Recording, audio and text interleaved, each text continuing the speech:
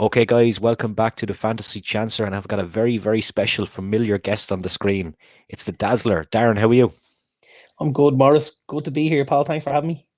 Yeah, I've done, like, as you can see, most of my videos are like 4 or 5 or 6 minutes long when I'm just kind of fitting everything into my week, and I'm like, shit, I got to get this done. But I always get it Yeah, done no matter what. you sure do. You sure do. Yeah, Yeah, big props to you yeah. for that, man. And how's things with you anyway? Just off another Not too stream bad, there? pal. Just off Few another stream. Just lunatics? finished the Thursday tier talk with the Arsenal fans. Just got me hard hat off after that. There was a few beer cans and stuff like that being thrown, but sure, myself and Kevin De Bruyne, we can take that shit. You know what I'm Yeah, saying? yeah. That was unfortunate that happened last night. Actually, I didn't realize it at the time. I only seen it back today. You know what? I was in Old Trafford last year when United got knocked out of the Champions League by Atletico Madrid. Two lads, one in my row, and his son in the row ahead of him. Same thing, bottles at Jan Oblak, and Just you can see then at the end of the game when they go back and look at it, there was stuff being thrown. There was a guy like 4 seats down from me on the left, and his son in the row ahead of me. Like the yeah. stuff that was coming out of their mouth, you were just like, lads, who let you into a stadium? Actually, who let you Like, out of a cage? Like, yeah, I know. I know we disagree on this. You don't like to have a beer before going to soccer games. I love to absolutely have a load of beers before going to soccer games, but I would never, ever do anything like that. Never. Yeah, it's not that I don't like it. Generally, I'm driving the car, so Yeah. that's Oh well you know then. what I mean. I just don't need to. It's not right up on my list. Now listen, Yeah. if I don't have the car, will I have a couple of beers? You bet I will. But it's not high on my list. You know. Yeah. I love having beers, even though most of the beers at stadiums are shit anyway. But Shitting we'll kick into overpriced. this. Yeah.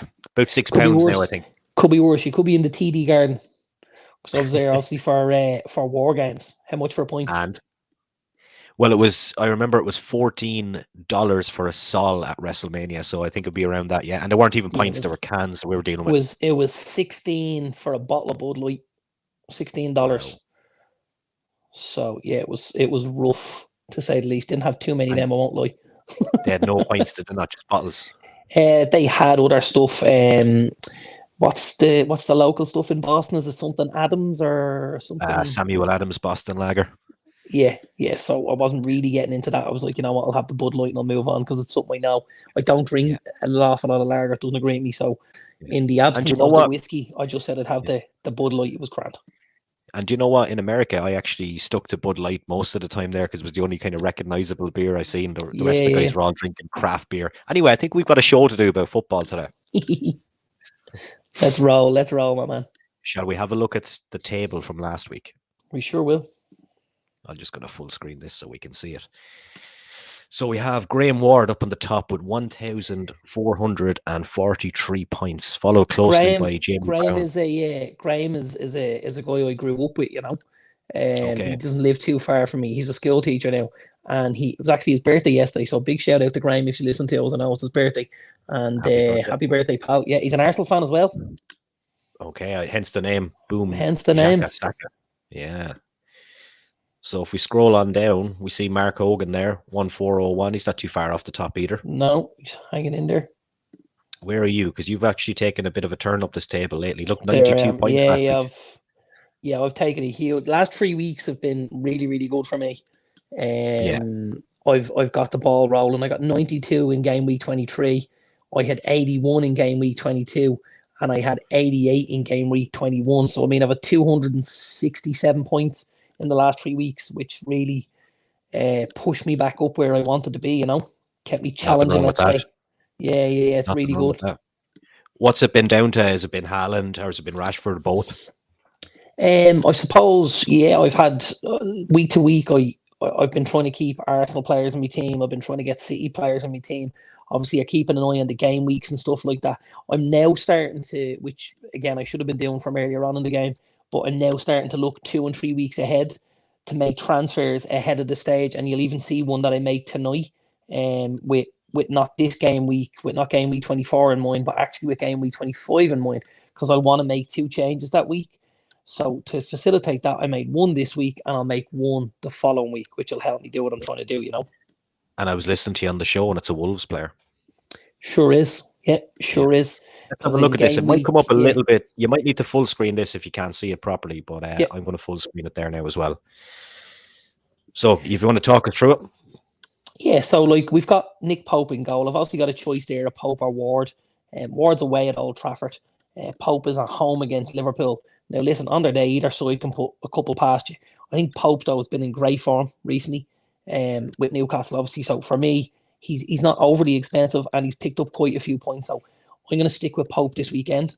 I tend to try and play with 5 across midfield because obviously you've got the added point for the goal scorers. You get your 5 points instead of your 4 for your strikers, and you get the bonus points for the clean sheet, which the strikers don't get. So you get a double whammy out of your midfield. So that's why I try and play with 5. In me back 4 or me back 3, again, I like to play with wing backs or with full backs. I'm not a big fan of centre backs. Because again, I'm looking for guys who can create assists and who get higher up the pitch and stuff like that. If we look at last week I scored 92 points and 12 of them are scored by Luke Shaw. So Shaw obviously got the assist, he got the 3 bonus points, he got his minutes played, and he got his clean sheet. So I mean, like if you can pick points up like that from one of your defenders, it really goes towards helping you get a heavy total at the end of the week. You know what I mean? And then there's like a bit of a double whammy, though, isn't there, in there? If we'll say Newcastle don't keep a clean sheet against Liverpool, then you've got 2 players sacrificed there. Yeah, you do. You absolutely do. But I think if I look at the teams who I would be choosing defenders from, Arsenal, United, Newcastle, they're probably up there with the 3 teams that who for me have conceded the fewest number of goals in the league. They're the tightest teams at the back and stuff like that. And again, with Trippier, with Shaw, and with Zinchenko, you give yourself a possibility of assists going forward as well. And then with the game involvement, you can nick the bonus points and stuff like that. So that's the way I look at it. I'm not huge on having centre backs in. Yeah. Middle of the park, so 5. I normally go with 4. I normally go 3-4-3. Yeah, I've kind of previously what I was doing was I was stacking my 2 strikers really, really heavily. So I'd go with a Haaland and a Kane or something like that, and then I'd go with something really, really poor on the bench. Whereas now I've obviously gone with Haaland. You can't play fancy football and not have him in your team. And then I've kind of split the big money between Tony and Isaacson. Or Isaac, sorry, because I feel like both of them, depending on who they're playing, can be an option to rotate in and out of the team. That leaves me then with quite a few quid to play with across the middle. So across the middle for me, Arsenal's best player, Bukayo Saka. I think he's a super player. His goal involvement ratio is like one of the best in the league. Is he better than Kieran Tierney? He sure is, He sure is, And again, I did a couple of weeks ago have Gabriel Martinelli in my team, and I obviously had Zinchenko in, and I said, right, if I was going to take him out, who would I look to put in? And at that stage, Odegaard was having a reasonable time, so I said, you know what, we'll go with Odegaard. Tonight, when I made my change, I toyed with the idea of taking Martin Odegaard out.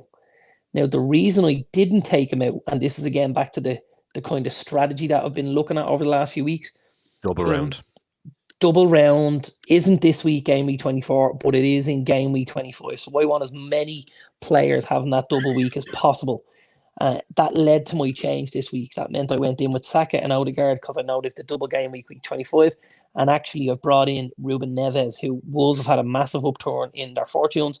And he is certainly one of the reasons playing very, very well under Julian Lopetegui. Again, we know he takes set pieces. We know he can assist. He's got that absolute thunderbolt on his foot as well that he can ping goals in. And with Wolves being, nice and tight at the back, you can also pick up a bonus point maybe for the clean sheet. Yeah. So I put Neves in instead of the boy Matoma at Brighton, who I have had in for a number of weeks and played really well for me. Picked up a couple of goals and assists and was a great price, great value as well. But Brighton don't have a game on game week 25. They're one of the teams who don't have a fixture to fulfill. So that's why I took Matoma out. I got Neves in. I'll try and get another player in that has a double game week next week to puff out that squad as much as I can, Yeah, my midfield, if you take Neves out of it, it's the 4, Saka, Odegaard, Rashford, Maurice. So pretty similar. Yeah, what I did with Mahrez is only a newer addition. So I had actually got Rashford and Bruno Fernandes when United had a couple of double game weeks. And then when Bruno was finished his double game week, that kind of last player on the end there was my most expensive player each round. And what I was doing was I was swapping between Salah, Fernandes, Mahrez, looking along the line, who had the better games. De Bruyne has been in there a few times. Who had the better, easier games? And anyone that had double weeks, I was swapping someone out to try and make sure we had that double game week, Mm-hmm. Yeah, I took Salah out last week for Mahrez myself. Yeah, exactly. And that's, I took Bruno out because we only had one game, obviously, then this week. Took Bruno out and Mahrez did the job, picked up some very valuable points for me, which was great, Up front, obviously, captain The speaks for itself, beast. doesn't it? The beast. It has to. And even tonight, like I'm looking at the team and I'm going, you're trying to say, who do I pick? And the problem with Haaland is you're damned if you do and you're damned if you don't.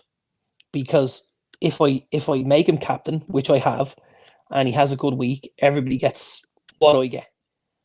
Problem is, if I try to be brave and I pick somebody else, if I pick a Marcus Rashford or if I pick a Riyad Mahrez and they don't have a game, they don't have the game week you're looking for, and Haaland puts 3 in, which we know we can do in a heartbeat, all of a sudden I'm 20, 30 points behind. Yeah, you're falling behind everyone. It was almost out of necessity picking him as captain rather than, me feeling like I really want to do this. You know what I mean? Because actually with Neves, I looked at Neves, I thought, okay, Neves will more than likely play the game. 2 points. He'll possibly get a clean sheet against Bournemouth, maybe another point. He could very well assist, maybe another 3. And he might be in the mix of the bonuses. So he could be 8 or 10. And if he scores, he could be 12. So Neves was really heavy in my thoughts. And I just said, you know what? It's too much to risk. I have to just go with Haaland, even though it's not something that I'm really strongly feeling at the minute because, he's been out of form a little bit. It's just about keeping up with the Joneses at this stage with Haaland and making sure you have him in your team and then you pick him as captain because everybody else is doing it. Yeah, it's a case of not falling behind everyone else. My front 3 is, say, Haaland, captain as well, Kane and Mitrovic, who I might be looking to ship out because he's lost a bit of form lately, hasn't he? He has. He's lost a little bit of form, yeah. And price wise, I think you'll possibly have enough money there for somebody like an Ivan Toney, maybe, where you could go like for like, which would, it's that kind of money, So you have an option there, I'd say. And I mean, there's a couple of players. I mean, depending on how many Arsenal players you have in, you could also look at Eddie. Eddie's a cheap. Sorry, I actually do have a cough. Eddie's good value there, though.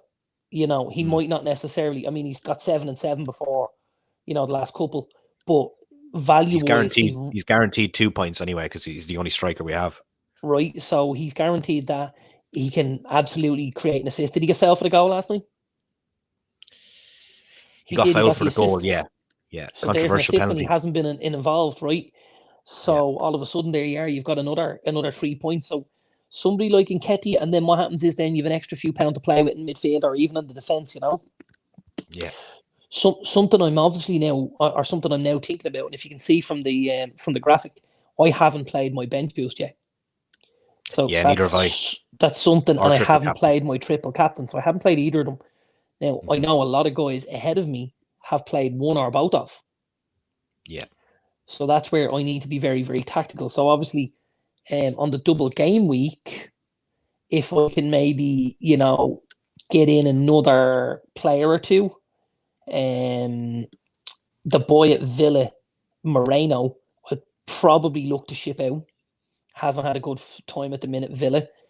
I could maybe get somebody else in, maybe another Wolves player. I do like the boy Max Kilman, or maybe Jose Sa in goal for Ward or something like that. And if I can bump 2 games out of that week for a few players, I may go on my bench boost there because then you're getting, rather than 11 points totals, you could be getting that up to 22 plus your captain doubles as well. Mm-hmm. Yeah, very. So that's the way I'm trying to. That's the way I'm trying to think about it. Yeah, I've saved mine as well. I haven't used them yet. I'm just going to keep an eye on those kind of double weeks as we're talking about. See if something tickles my fancy. Yeah. Any regrets? Any regrets on anyone not playing there on the bench? No, I suppose Aït-Nouri was the one I looked at.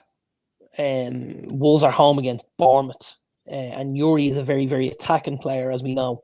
has played quite high up on the left hand side at times for Wolves. He even played in on the left of a front three only 2-3 weeks ago. So I looked at him and I thought, will I put him in? And then you look at Zinchenko and his possibilities with Villa, Shaw, and Trippier, and I said, you know what? I'm gonna let it ride. I put him in as first sub though, because if anyone there doesn't rock up and doesn't play, or we need a replacement to come off the bench, I'm happiest for it to be him. And then obviously I've gone with Isak after that, and then the boy Moreno is my fourth choice. He's the one I'm kind of looking to try and get out if I can.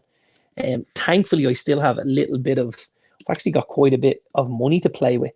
If I look at next week, so with the 15 players I have, I've still got 4.8 million in the bank.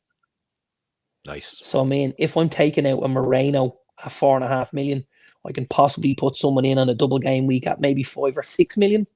Give me a chance at some nice points there. And if I wanted to make one more change, on a game week that had double points, I could take someone out for 4 points, knowing that the game week will probably help me even things up a little bit, And again, it'll give me, I've a little bit of money there to play with. I've got 5 million there, and you 5 million as well. Yeah, that's Mitrovic big is bucks, a doubt this week. 75% chance of playing for Mitrovic. And I had him on my bench actually. I actually had, my midfield was Odegaard, Rashford, Mahrez, Saka, and Pereira this week. And I'm just, it's someone I'll possibly look at, because I got to be honest. I saw Chelsea doing it. I really like the look of João Felix. Yeah, really like the look of him. And what about Mace? It won't be Mace. It definitely won't be Mason. But João Felix is in there at 7.5 million. Now that's only 0.6 million ahead of Mitrovic. So I could take a Mitrovic out for 6.9, put a Felix in for 7.5, and we know what's going to happen is Chelsea will start scoring. Absolutely. There's too much talent there for them not to start scoring goals. And Felix, to me, looks like the guy who's everything is going through him at the minute. He's obviously unlucky the other night. He hits the bar and stuff like that, and obviously gets a goal the week before. He then gets the red card and stuff like that. But I think Felix has looked quite good since he came into Chelsea, and I see him as a viable option up front. Maybe if you took out, if I took out an Isak, I could put in a João Felix, and then maybe get another Wolves player in, maybe one of the defenders and something like that. All of a sudden, to play a bench boost, you could be in real good shape, Yeah, it all depends really when they sack the manager, and then Chelsea be in a much better position, won't they? We differ on that one, I think, don't we? I'm not going to leave that one now. The two ones that we don't agree on, I don't think, it's not that I don't like Graham Potter, right? I just don't think it's going to work at Chelsea because of their history and the way managers have gone. And then people are saying it's a different place, but it's not really. No, well, it's a different set of circumstances. But I think when you're dealing with a guy like Todd Bowley, you've got to realise he has expectations after ploughing that type of money into the club. He has massive expectations, and if Graham Potter and that Chelsea squad, aren't living up to it, someone's going to get chopped, and it's highly unlikely it's going to be any of the players that they've just paid $500 million for. Yeah, that was one of the things we don't agree on. The other one is I just don't rate the Leeds keeper Meslier at all. You don't, I really don't. I'm not trying to wind you up. I really no, I know. And you know what? So, there's time to time when I'll say something about a certain player, and people think you're winding me up, and I'm going, I'm genuinely not. You know how big a fan I am of Fred. Yeah. Lots of United fans think Fred is absolute dog shit. I see the role he plays at the team, and stuff like that. And I just don't think you win football matches or trophies with 12 Marcus Rashfords. It just doesn't tend to happen because you need guys who want to go and put the dirty work in, and stuff like that. Fred is one of those guys. Started off very, very dicey tonight. Obviously, lost a man at the corner for the first goal, but came back well, assisted Rashford and put himself about there and did what he always does. He'll always give you 110%. Always. He's decent box to box. I think him and Scott get a lot of flack from certain sections of your fan base. Absolutely. The one thing I'll say about the two of them is, whilst they might not be the most technically gifted players, they play for the fucking badge, and not too many people do that. 100%, and I'll have that all day long over talent. For me, that's how I see it anyway. Well, we went off on many tangents. We said we'd run for 20 minutes tonight, so we are at 20 minutes now. Bang on. So I'm going to let you give the outro. What's the outro? I don't know. Just come up with like subscribe and all that kind of stuff. Oh, yeah. Sorry. It was a long day, Maurice. So you got to hit us up at the upper tier. You got to hit us up at GP Productions. And you've got to like, subscribe, and share all those posts for us, lads. That would be much, much appreciated. Dazzler, out.